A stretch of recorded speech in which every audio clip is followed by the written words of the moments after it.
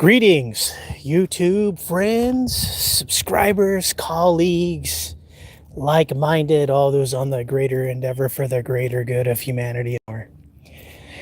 Well, this is an unannounced broadcast. It's Wednesday, May the 20th, 2026. And I just have something interesting I've been noticing lately. I thought I would share this content for fun with everybody. But basically, what I've been noticing in a lot of content that your upper echelon's been sharing out in the media, cartoons, all these kind of different things that are kind of important on the up and up. They've been tossing around the numbers 6 and 7, or there'll be phrases like, how long does it take for your first set of teeth to grow in? And you'll hear things like 6 or 7 days, or other phrases like, how long does it take the body to break down without food? And you'll hear the responses of 6 or 7 weeks. And many other phrases that follow along those same lines. Pardon me on that. It's kind of noisy out here a little bit. But the birds seem very active. So, anyway, coming back to it again. 6 and 7. So I guess everybody's always trying to stay on edge with the latest and greatest next thing. So I'm gonna just put this one out here. 6 and 7. Let's see. June 7th. I wonder if they're trying to announce something for June 7th. I don't know. I guess we'll know. Stay tuned for that one. So, yes, if it's not June 7th, we know 100% this is disclosure month. And that's all you see is disclosure, disclosure, disclosure, disclosure. It's like a steam train running down the tracks, puffing disclosure smoke. But are we really seeing the disclosure yet? No. Nope. And it's quite interesting, though. We got a lot of one-offs that constantly keep coming out where everybody's batting the ball back and forth and saying, it's AI, it's AI, it's AI. None of it's real, it's AI. I was just looking at some recent cloud activity, and somebody asked the question, hey, why be worried about the clouds sitting on the ground? And I did make a response, and the response is quite simple to say. If you haven't noticed how much louder the thunder and the lightning, the plasma exchange between sky and ground is becoming, then maybe you're truly not where the action is unfolding yet, or it just hasn't gotten to where you are. But from where I am, here in Dallas, Plano, yeah, these clouds are low, and the wind, tornado sirens do go off when the wind is elevating. And what I'm trying to say about those cloud photos is, if you see the clouds sitting on the ground, big giant puffy ones that you probably might be seeing in the sky if you're listening to this broadcast and looking up and you're in Dallas right now, imagine that sitting on the street and you're about to drive into it. The common citizen will say, well, that's fog sitting on the ground. No, That's not fog. You're actually about to drive into a cloud, giant puffy cloud that's fully electrified right now, charged up and ready to unleash its fury. So the response is quite simply yes. Prepare for full contact electrical discharge. Between that cloud and anything surrounding it, and all the nanoparticulates that are swathing around in the air in the soup bowl we're all swimming around and walking in. That's what I'm talking about. And I'm waiting to see what some of the power lines are going to start doing very soon as this starts unfolding. Because in order to compensate for the amount of discharge that some of these things are going to unleash at some point, and I'm sure we're going to see and hear about it soon, they're going to need some type of special arrestor. I had a vision once of a magnificent plasma arrestor sitting at the top of some of these power lines that was carefully calibrated to accept the discharge current coming from these clouds and charge up and be able to resist destroying some of the lines. I've seen them both two ways. One where they're harnessing the power, and two where they're disrupting it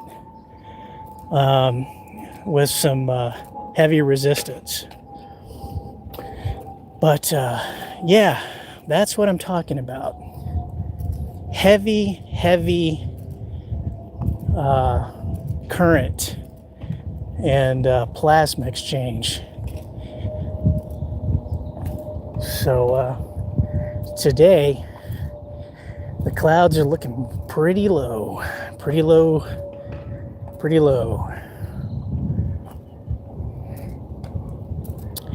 Well,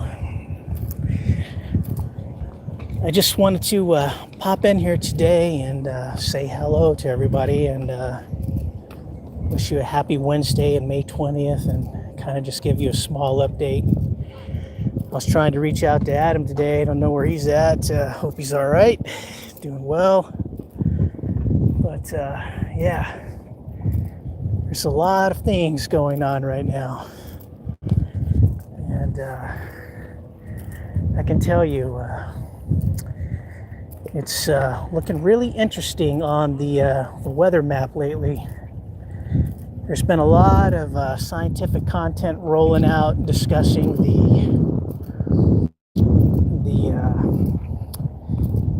Arctic and the Arctic ice sheets melting more and more. Lots of interesting stuff, but I don't think that has anything to do with these low clouds. I think we're talking about some serious magnetic phenomenon here. And I don't know about anybody else, but I've been getting like energy zapped, you know, when a lot of this is going on. But yeah. Well, just some things to just to have something to talk about and come out and share with my subscriber base. What else did I see today? Something else. Let me just think real quick.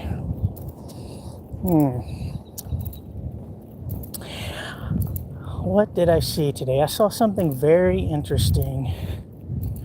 Oh yeah. I saw something interesting today regarding water production. So there was a person, another plasma guy, that had some capacitive rails that he was boosting up with a solar charge controller at over 50,000 volts. And what he was simulating was as if there was a haze or a fog in the environment. Now, he had a controlled experiment. It was isolated. Obviously, it was in his basement. He was using a fog machine. But he was, in fact, able to use high voltage to then convert the condensation on these bars, which immediately started forming lots and lots of water and dripping that into pans. So yeah, the higher he had cranked up the voltage, the more water he started producing from that. It was pretty interesting stuff. Thought I would share that in case anybody's got the time and the equipment and they want to replicate something with high voltage and fog, and run that through some bars and see if they can get it to amplify and condensate water production. He was getting a pretty good conversion ratio. Definitely absorbing more than was put in, or condensating more and producing more water than was relevant to what he was actually putting in and producing with the fog machine. So I thought that was pretty interesting. But he openly shared that it was good stuff, good content. Yeah, I don't think there's much more I have for today. But yeah, that's about all I have for today. Just some interesting things with numbers popping around, disclosure. I'm seeing some weird numbers flying around that's starting to be a pattern that's repeating, where somebody's always using the numbers 6 and 7 in phrases and paragraphs that align with each other. Does that have any value? I don't have any idea. But I am hearing that pattern repeat itself a lot. 6 and 7, 6 and 7. Like June 7th, okay. Or, 67 days. I mean, I don't know. It's just a couple of numbers that happen to be aligning constantly before the upcoming June. June 11th is obviously the Spielberg hyped up Disclosure Day. What else is there that follows along with that? Because I'm sure this is going to be action packed, because this is the next biggest thing. Everybody's going to open the floodgates and be heading straight into disclosure. The governments do it. Hollywood's doing it. Select avenues and channels have been doing it since we were probably in our diapers and walking around. But I think this month is going to be more intense. What's kind of weird is, seeing Mary Greeley's channel pop up talking about, Putin testing like nuclear, weapons or whatever, or a new, more powerful explosive for a bomb or whatever, and it could take out the U.S. The thing about that is, there was a story that went around for a while, and that was when they were getting ready to do disclosure back when 9/11 happened. That's the whole reason that the 9/11 happened, is because they were sending the message nobody is going to disclose anything about, other beings, ETs, like the whole 9 yards. Okay, so what's going to happen now? Well, I guess we're going to know pretty soon, because, we've got, the U.S. government has come out, and now they're starting to say, oh, well, we're releasing some files. Now you got Hollywood coming out, and they're doing the back-to-back with the, they're doing the back-to-back with, what is that series, dude? Taken from 2002. It's all just falling in line with, those 3 data sets I was talking about. Let me think. 3 data sets. The 3 data sets. Close Encounters of the Third Kind. Close Encounters of the Third Kind. Steven Spielberg's 2002 Taken. Government release of files, which we see. And now Spielberg has come back out. Boom, June 11th, Hollywood's got to shine. You know what I mean? They're coming out with the latest on that rollout. And now everybody is boom, boom, boom. Everybody is like a UFO expert. And like it's nonstop talk about that. Funny, very funny.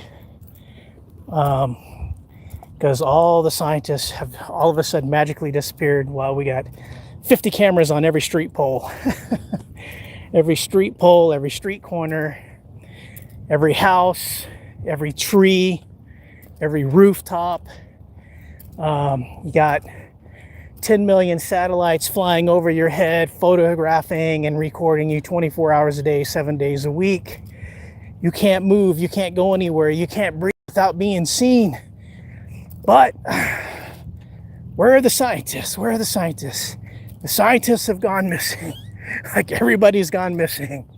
But no, we don't know where they are. We know where you are, but we don't know where they are. I mean, who are they fooling here, man? Like it's complete nonsense. It's absolute nonsense. So, yeah, I think we can all see through everything on what's going on here. But what does it matter, right? At the end, nobody's even asking anything about it anymore. See?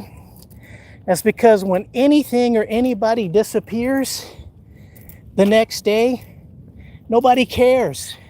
It's whatever the next feed is. Whatever the next view count is, or the next click, or the next view.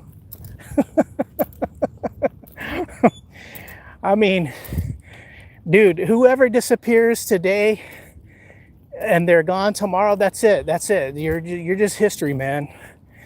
Everybody just forgets about everything and cares, and they go back to the dopamine addiction on the phones and the computers and whatever else. Really, it's pretty insane, man.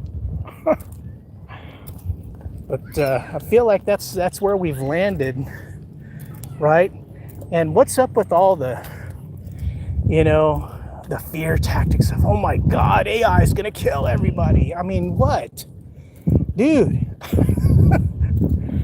The thing can, still barely, get a lot of, things accurate. This is marketing. This is marketing and pushed garbage.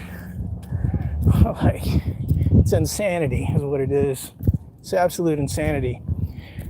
And, what else can we say about the, like these AI this, AI that, or whatever. You know what a lot of institutions are starting to figure out? They're starting to figure out what the pyramid scheme is all about. Once they let one of these agents run wild on somebody's system, sometimes you have to empower people and let them know how they can fight back. And I think a lot of people have started figuring out how to fight back. And how you fight back is all these institutions and these places that are setting up all of these agents, they have this thing called prompt engineering, right? And essentially what they do is they use all of these different AIs to then go in and see how much they can continuously keep asking AI something or make it think, right? And every time it's thinking, it generates tens of thousands of these things called tokens. And what does that equate to at the end of the day? Dollars and cents, right? So, what people will do, I think, like, I just recently heard a story where Microsoft said, well, they had to cut all the cloud activity because it was costing them too much in AI tokens and credits. Because people were sending so much that it kept generating so much data that it was costing them too much money and almost shut them down. Well, that's the thing, right? Everybody thinks, oh, let's move to AI because it's going to be the next biggest thing. What they don't understand is that all the small businesses are going to get chewed up in costs and expenses, because as they're rolling all of these agents out, and these agents are answering and responding to everything, even if it's like a hacker just sending a bunch of garbage to it, at the end of that day, that business or that person is picking up the cost. So, like, if you're like, oh man, I didn't like my Taco Bell today, and you go and you start up a conversation with the Taco Bell agent, and you just keep perpetuating something to where it just infinitely keeps going on and rambling and has to constantly think and figure out how to, like, answer all these different questions, that $2 taco that you went to go and buy, 1 second.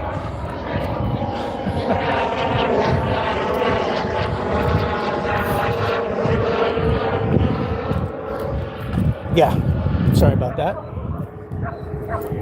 That $2 taco that you just went and bought just became a $10,000 taco for them. Now, if every single person went and tried to have a conversation with an AI agent at every single Taco Bell, all those $2 tacos are starting to become like $10, $20, $30, $40,000 tacos because they're making all these compute systems work hard, to come up with things to respond and answer all these questions. So, and I think there have been times when I was having like these discussions about, how do you fight back?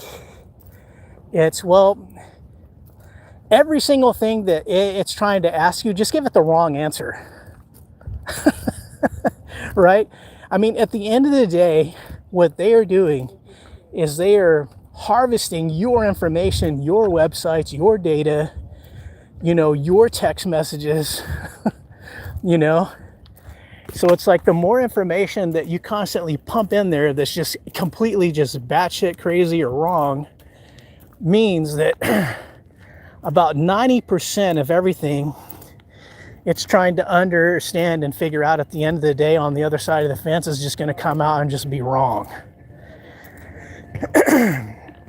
So they may have these things like these trained models, right? And these models may be of a certain size and a certain caliber, right? So maybe they got a 30B model, a 10B, a 13, whatever, They got quants, you don't understand what quants are. Quants are basically like where you're just deleting sections of somebody's memory in their brain and only allowing it to go down a certain path and think a certain way. But essentially, in these hard-coded models, they're pre-programmed with information to conform to the rules of the system. So if you've probably already noticed with a lot of these different models that they're what they call biased, or if it detects like certain things in certain sentences or whatever, it's only calibrated to go in that direction, in that fashion, because it's still controlled. That's right, it's controlled by another human being at the end of the fence, not AI. And that's just where everybody's getting played, but I don't know why there's not any legal actions taken for a lot of these kind of things. Because honestly, at the end of the day, if you're a person that's got an investment in something, right? Your data is supposed to be protected, supposed to be private, And essentially, your knowledge of that information stops at this point where you, the person, the individual, the customer, whatever, are thinking at the end of the day, my data is safe because it's simply being stored, not accessed by anything or any person. Only the institution itself, nothing else. But that's incorrect. That is not the case. Every single business, every single company, no matter what it is on the face of the earth that's engaged with AI at this very moment, is allowing that access to access all of that personal information and data. So I don't understand why you don't see lawsuits. I don't understand why you don't see people in all the different countries stepping up and banning or suing for the allowance of something. Because whether it's a human or a computer at the end of the day, did, John Doe or John Smith say, yes, I have no problems with such and such AI accessing my data? Did anybody sign something where they agreed to that?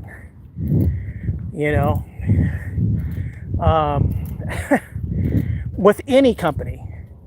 So like if you go in, let's say like your Taco Bell and you buy like a $2 taco.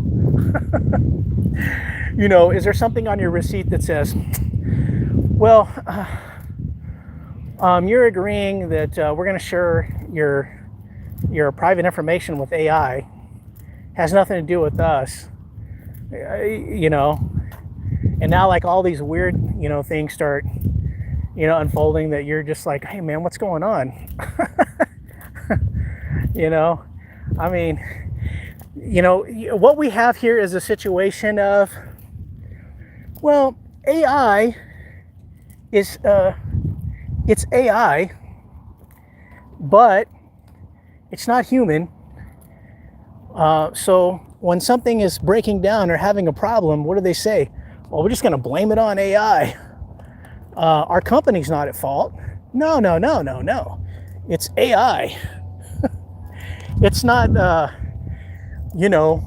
Peter over here behind the computer. It's just AI, man. And that's what we're talking about here. We are talking about,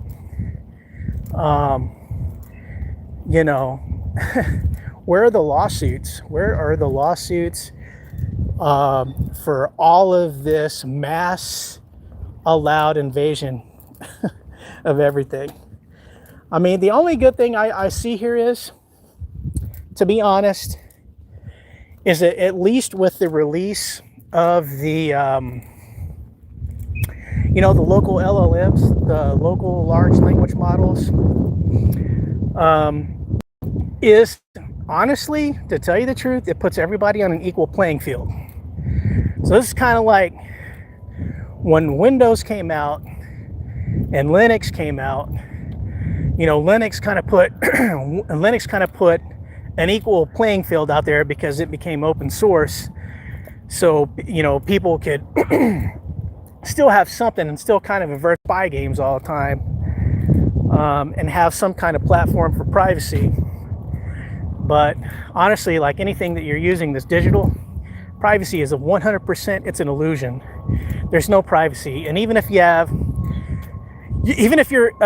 chats are encrypted and you're talking from person to person and you're like, well, nobody can see my chats. Well, that's a lie.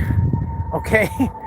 Like if AI is on the phone and you're sending something from point A to point B, your chats have already been harvested. It's on the back end. AI is already seeing. It's already being stored in like some other model analysis database, And like the gatekeepers are just like going batshit crazy with all this stuff. You want to know who the people that are playing God today? It's the people that are running the freaking AI, dude. because now they're sitting at the top of the food pyramid, at the top of the food chain, like they're like God or something, dude. Like it's complete bullshit, you know. I mean, I'm a programmer. I program, I write code, like I do all of this shit. So I mean, I know what's going on here at the end of the day, and you know, I don't understand. I don't understand, you know, some of the things that are they're going on that just doesn't make any sense at the end of the day, you know. But at least finally there's some intelligence where a large portion, you know, of the industry is starting to see through some of the illusion. But I'm still, well, I do see, like in the, you know, the legal clause where they can say, where they can get away with this phrase.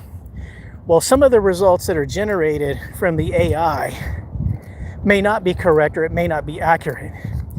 While we're still incurring a cost, and you're incurring a cost, you're just agreeing to that you understand these factors in the equation. So, in other words, that's a very clever and very crafty way to say, well, we know this is a pyramid scheme, and while we know that the scheme is running hard and it may not produce you know what it is supposed to produce in a lot of the cases, we still want you to pay for it.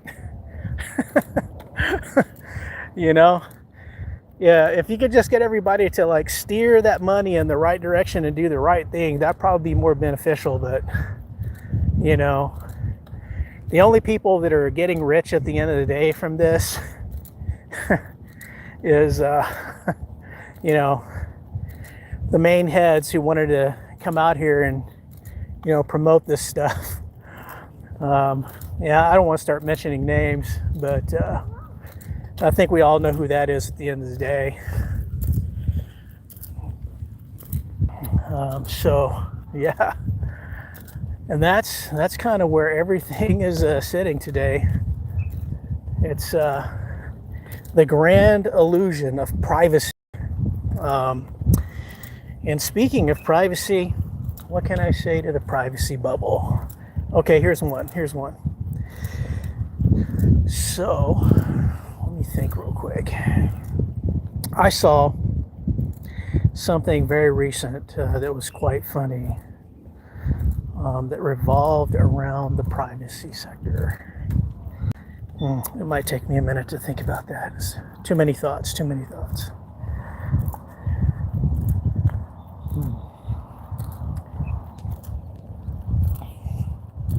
Oh yeah, now I'm remembering. Okay, here we go. Concerning being able to not hack a system, because I used to help write code for like your first series DSL modems and routers. So a lot of interesting stuff there with IP filtering, NAT, network address port translation, all of that stuff. And you know, then came later on came these read-only operating systems. So what's quite interesting is with the read-only operating system, I was thinking about this exploit that they just came out with called fast copy. And I was thinking to myself, well, you know, how is fast copy going to be able to write to a read-only operating system and compromise it? So I'm still not thinking that's possible. I actually want to see, I haven't taken the time to like evaluate that yet, but I actually want to see if they can get fast copy to annihilate a read-only operating system, because I don't think they can do it. But it's quite possible. But can they still make an impenetrable OS? I think 100% they can, and I've honestly really seriously considered demonstrating this live on the internet to people that, just to show everybody, hey, this is complete bullshit. you know, Standing up like a read-only operating system, not having, you can have some ports exposed, right? But the ports that are exposed, they'll all be 100% dead, right? So show me how AI can get in and do something with a dead port. It's kind of like saying, take a blindfolded man, put him in a room where there's a maze, and tell him to get out in like 10 seconds. It's not going to happen, man. It's just not going to happen. So, why? Because there's nothing you have to go with. There's no knowledge about what you're working with. There's no advertisement of anything, of what's going on, what kind of anything that it is. Whether it's RISC, whether like a RISC OS, whether it's 32-bit, 64-bit, i386, whatever.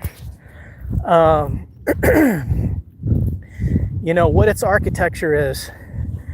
You have no, if it doesn't have any information at all, it's not going to be able to hack it. It's just not going to happen.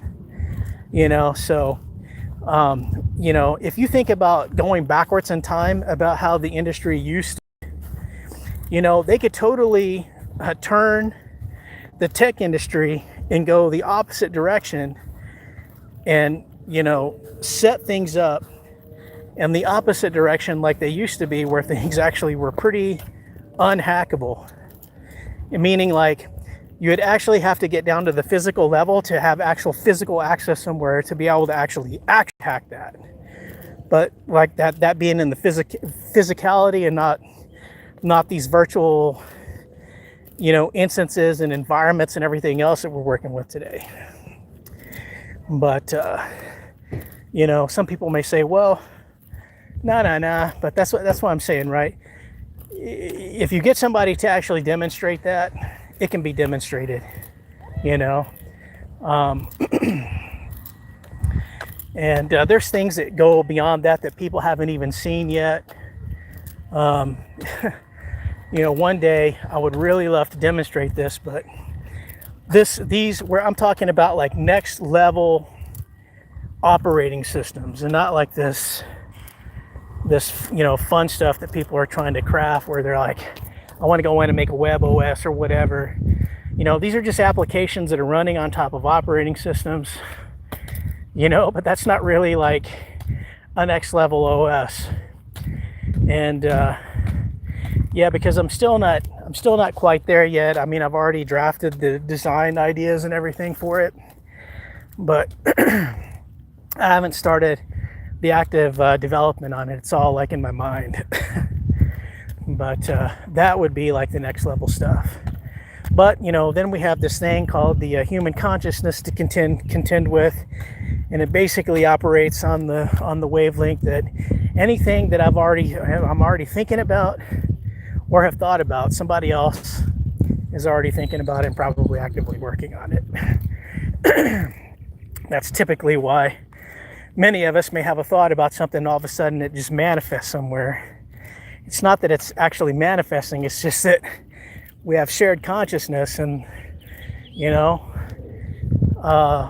literally sending that broadcast out into the collective, and then somebody's receiving that like some sort of boon or whatever, and then they start working on it, and then bam, like all of a sudden you see it, so those kind of things.